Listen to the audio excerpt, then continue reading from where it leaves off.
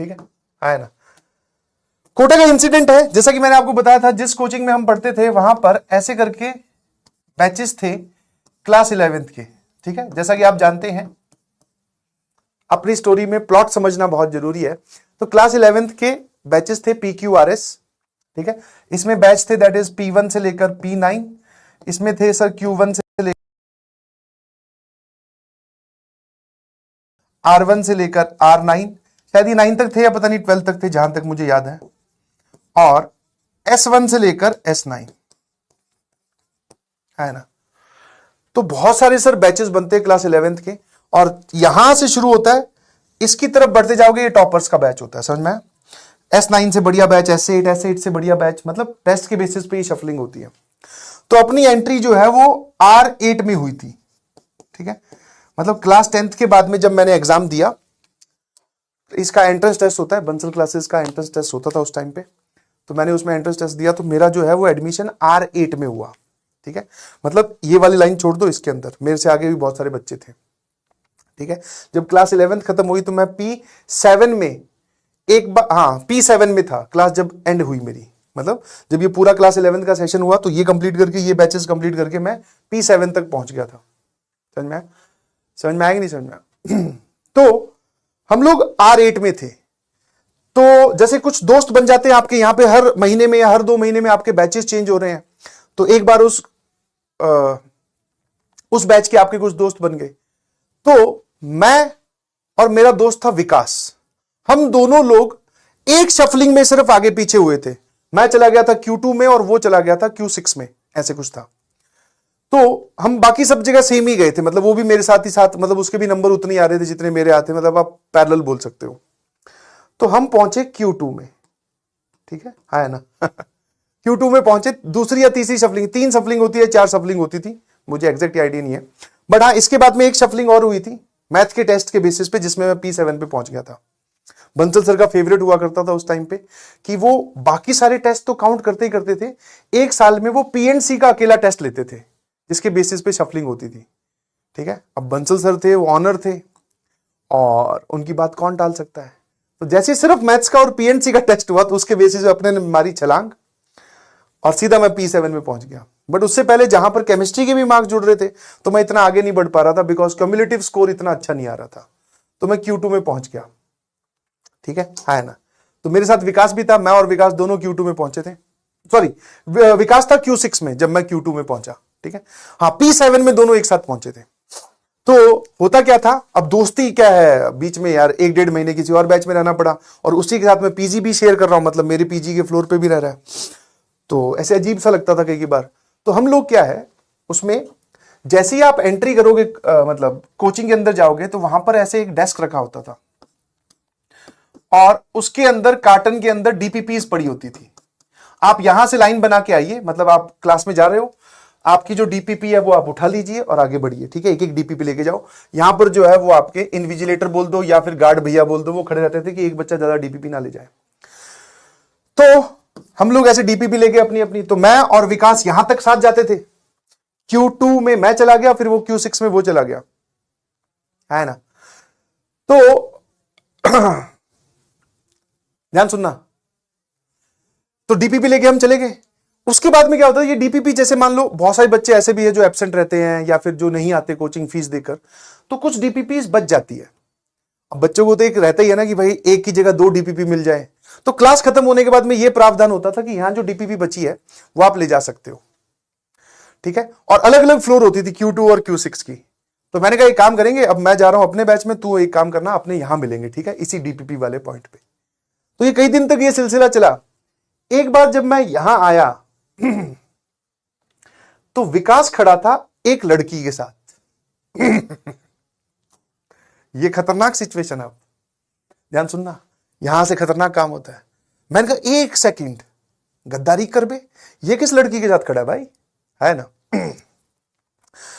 तो अब वो ये ना, थोड़ा सा अब दोनों बातें थी, एक तो था कि डिस्टर्ब करूं, फिर मैंने कहा नहीं यार एक बार जो भी बात चल रही होगी करने दो। डीपीपी की तरफ, दोनों कार्टन की तरफ दोनों का मुंह था। मैं देख रहा हूं कि पीछे से बैग तो विकास का ही है, ये क्या चल रहा है। फिर मैं कहा कोई बात नहीं, चलो बच के जाएगा कहां, शाम को तो पीजी पे आना है, साथ में तो लेके जाऊंगा। तो मैं अपना थोड़ा पीछे खड़ा हो गया। विकास को मैंने कहा लेट हिम टॉक, आगे बढ़ने देते हैं। अंदर ही अंदर बुरा भी लग रहा था। That is a separate story.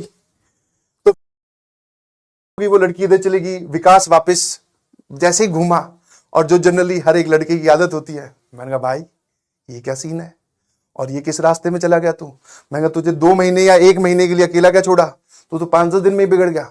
अरे बोले कि तू वैसा जैसा समझ रहा है ना वैसा नहीं है। मैं कहा अच्छा, फिर समझा डिटेल में, अपने पास टाइम ही टाइम है। मैंने चला जा, साइकिल लेने चलते हैं। साइकिल की अलग स्टैंड खड़ा होता था, मैं साइकिल वाली पार्किंग तक, जहां पे साइकिल स्टैंड होता है वहां तक चलते हैं, बता फिर साइकिल के बाद में पीजी चलेंगे। तो बोले ऐसा नहीं है कि ये Q6 की लड़की है, पढ़ने में बहुत अच्छी है, तो ये मुझसे सिर्फ ये डिस्कस कर रही थी कि ये वाली डीपीपी तुम्हारे पास है कि नहीं है, मेरी ये वाली डीपीपी मिस होगी। मैं कहा अच्छा, मैं कहा डिस्कशन कुछ ज्यादा पॉजिटिव तरीके से नहीं हो रहा था, इतना प्यार से तो तूने मुझे, वही मजे लेने वाली बातें। बोले नहीं नहीं ऐसा कुछ नहीं है, तू ज्यादा सोच रहा है, कम सोच रहा है। मैंने कहा ठीक है भाई, ठीक है। वो थोड़ी देर में थोड़ा बुरा लगा मुझे भी, मैं भी सो गया, मतलब वही खाना वाना खा के जो भी होता है। फिर वापस वही आओ डीपीपी लो, मैं Q2 ऊपर वाले फ्लोर पे, ये Q6 उसी फ्लोर पे जिस फ्लोर पे डीपीपी मिलती है। फिर अलग अलग हो गए। एक दिन मैंने फिर उसी स्पॉट पे फिर पकड़ लिया। अब की बार मुझे ज्यादा बुरा लग रहा था, और मैंने कहा भाई साहब ये क्या है, पढ़ाई करने आया कि अच्छा ये जो था विकास, ये मेरे स्कूल फ्रेंड भी था। स्कूल मतलब कि हम दोनों का होम टाउन, मैं इसके पिताजी को भी जानता था। तो अब जो है वो मैंने भैया समझ में आया, आप किसी से बात ना कर पाओ और दोस्त आपका बात कर रहा हो तो बहुत बुरा लगता है। मैंने कहा एक सुन भाई, अब अंकल को फोन जाएगा, ध्यान रखना। हाँ, और इसमें तो मैं भी नहीं बचाऊंगा। अरे बोले ऐसा कुछ नहीं है। मैं कहा अच्छा ठीक है, ऐसा कुछ नहीं है। मैं कहा ठीक है भाई, कुछ नहीं है तो अपने इधर Q2 में मस्त। और मैं देख रहा हूं मेरी दोस्ती का मतलब लेवल देखो, एक्सट्रीम लेवल। मैं किसी लड़के से भी बात नहीं कर रहा हूं। मैं नए बैच में चला गया ना, बस नॉमिनल सी, आप इतने बड़ी क्लास में बैठते हो तो बाजू वाले में कोई बैठा है तो उससे थोड़ी बहुत हाय हेलो होगी, वरना इस इतने माहौल में जहां पे शफलिंग होती है वहां पे आपकी कभी दोस्ती हो नहीं सकती। विकास के साथ दोस्ती इसलिए थी क्योंकि हम पुराने एक ही होम टाउन से थे, 10वीं तक एक साथ पढ़े हैं एक ही स्कूल में, तो इस वजह से गहरी दोस्ती थी, वरना वो भी शायद कभी नहीं होती अगर मुझे कोटा में मिला होता। मैं जो है वो Q2 वाले लड़कों से भी बात नहीं कर रहा हूं, और ये Q6 में भाई साहब अलग गेम खेल रहा है। मैं भैया ये इसको तो रोकना पड़ेगा। और ये खेल काफी दिन तक चलता रहा, मुझे नहीं था पता था उसके दिमाग में क्या चल रहा है। कोटा में संडे वाले दिन है ना, टेस्ट देकर हम लोग क्रिकेट खेलते थे एक पार्क में, है ना, पिच बनी होती थी, क्रिकेट खेलते थे। और वहां पे जहां पे लोकोलाइट भी खेलते थे उसमें, और लोकोलाइट भी उसमें खेलते थे और हम भी क्रिकेट खेलते थे भाई। तो इस बार टेस्ट हुआ संडे वाले दिन, मैंने कहा आजा क्रिकेट खेलने चलते हैं, क्रिकेट तो पक्का ही है भाई, जाना ही जाना है। ये भाई ने बोला कि तू चल मैं आता हूं। मैं कहा ठीक है, और वैसे भी टीम वीम बांटनी है तो मैं कहा टाइम से पहुंचते, तेरे को मैं बंटवा लूंगा, तू आ जाना, कोई बात नहीं। मैं क्रिकेट खेलने लग गया, ये भाई साहब आए ही नहीं। फील्डिंग तो मैं कर रहा था, बट दिमाग में मुझे लग रहा था कि ये कहीं और फील्डिंग ना करने लग जाए। मैं कहा अब छोड़ के भी कैसे जाऊं, बीच में से जा नहीं सकते ना। जो लोग क्रिकेट खेलते हैं वो जानते हैं, एक बार आपको टीम में बांट लिया और आप अच्छे प्लेयर भी हो, ठीक ठाक खेल लेते हो, तो आप क्या बोल के जाओगे कि किसको ढूंढने, और ढूंढने जाओगे कहां। भाई साहब विकास गायब, और उसका तो चलो विकास हो रहा है, मेरा जो है वो अंदर आग लगी पड़ी। मैं कहा यार ये तो लड़का बिगड़ गया और ये गलत रास्ते पे चल पड़ा है। कोई बात नहीं, मैं एक सच्चा दोस्त हूं, मैं इसको मोड़ के लाऊंगा वापस। शाम को वो भूल भाल के खेलने लगे, शाम को पहुंचे तो आगे पीजी में वहां बैठा। मैं कहा भाई ये क्या व्यवस्था है, कहां था। बोले कुछ नहीं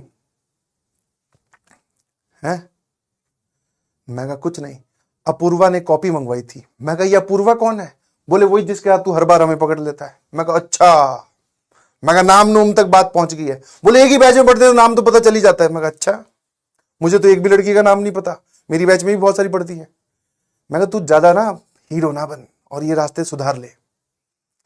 बोले नहीं उसने सिर्फ एक कॉपी मंगाई थी, उसके नोट्स कंप्लीट नहीं है, वो बैच शफल होके आई है, उसका कुछ बैक। वहां पे ऐसा भी होता था भाई कि आप एक बैच से उठकर दूसरे में जा रहे हो तो हो सकता है उसमें कोई आपका कुछ मिस हो गया हो।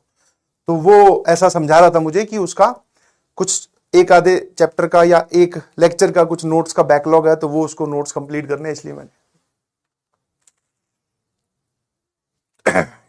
ठीक है चलो इतना भी सह लिया। मैं चलने दे, ठीक है भाई। अब ये जो है ये अपूर्वा जी के साथ दोस्ती, अब तो ऐसा होने लग गया था, मैं सेकंड जब 2 क्लासेस के बीच में 15 मिनट का ब्रेक होता था ना, सेकंड ऊपर वाली फ्लोर से नीचे वाली फ्लोर पे वापस आना भीड़ के बीच में और वापस अपनी क्लास में जाना, ये इम्पॉसिबल टास्क है 15 मिनट का। मैं वो भी कर लेता था, मैं चेक करने की विकास क्या कर रहा है। बहुत ध्यान रखा मैंने, बहुत नजर रखी। ठीक है, हाँ है ना, ठीक है भाई। अब उसके बाद में सुनिएगा जरा,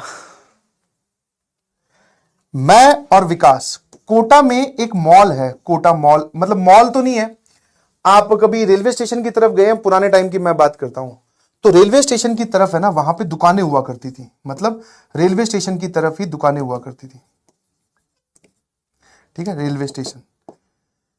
और वही मतलब इस आजकल तो अगर कपड़े वपड़े लेने तो आप मॉल में जाते हो, ब्रांडेड शोरूम्स में जाते हो, तो उस टाइम पे हमें कुछ कपड़े लेने थे तो हम लोग और क्लास 11th के एंड सीजन की बात आ गई थी, मतलब क्लासेस खत्म हो गई थी और हमारे टेस्ट चल रहे थे और उसके बाद में टेस्ट देकर, वो कोचिंग के टेस्ट देकर मुझे अपने घर जाना था, मतलब मेरे को और विकास को। जाने से पहले हम कुछ कपड़े लेने एक बार रेलवे स्टेशन घूमने गए, कपड़े लेने के लिए, फ्री दिन था। मैं और दोनों घूम रहे भाई, दुकान देख रहे, मैं कहा हाँ कौन सा है देख लेते हैं, इसमें ठीक लग रहा है, ये पैसे ज्यादा ले रहा है। एक दुकान के अंदर घुसे हैं, मेरे से पहले विकास घुसा, घुसने से जिस स्पीड से वो घुसा था उसकी 5x स्पीड से वापस बाहर आ गया। मैं कहा क्या हो गया, पूरा तो घुस अंदर जाके पूछ तो ले शर्ट वर्ट मिल रही है कि नहीं। बोले नहीं भाई यहां से चल। मैं समझ गया जिस हिसाब से इसने नहीं भाई यहां से चल और भारी आवाज में बोला है, मैं कहा लपड़ा तो कुछ और है। मैं कहा अब यहां से थोड़ी जाएंगे, अब तो यहीं जाएंगे। तुम सोचो कि क्या हो रहा होगा उस दुकान में, उसने क्या देखा होगा, है ना।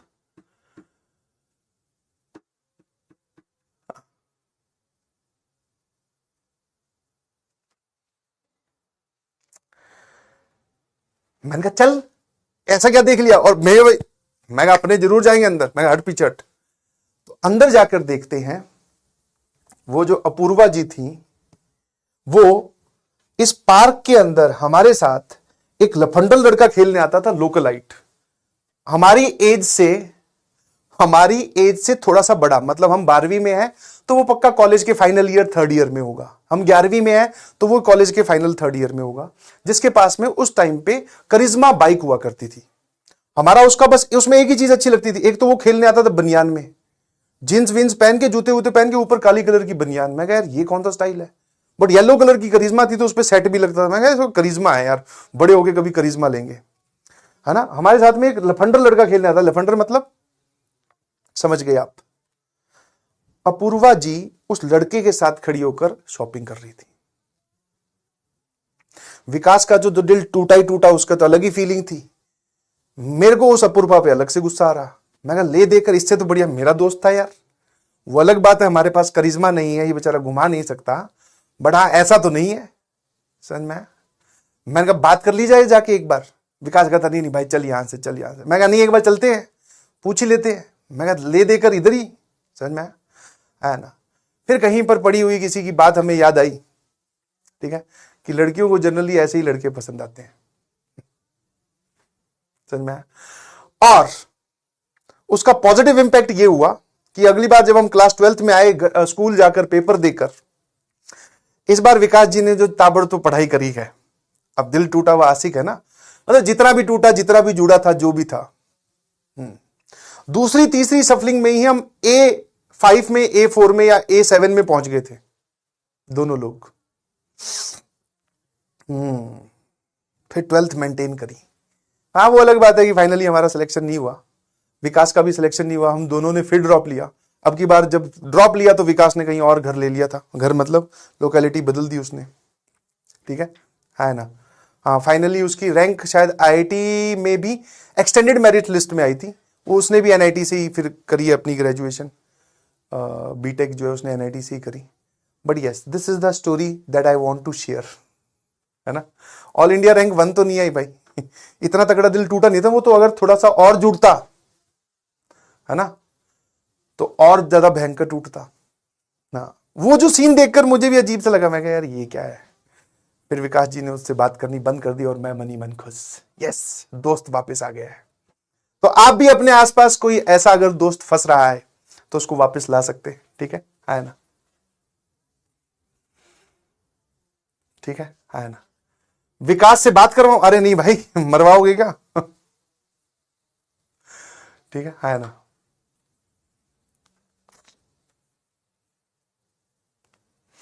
हाँ ऐसा होता है यार, बोले हम लड़के हैं ना, हमारे साथ ऐसा ही होता है।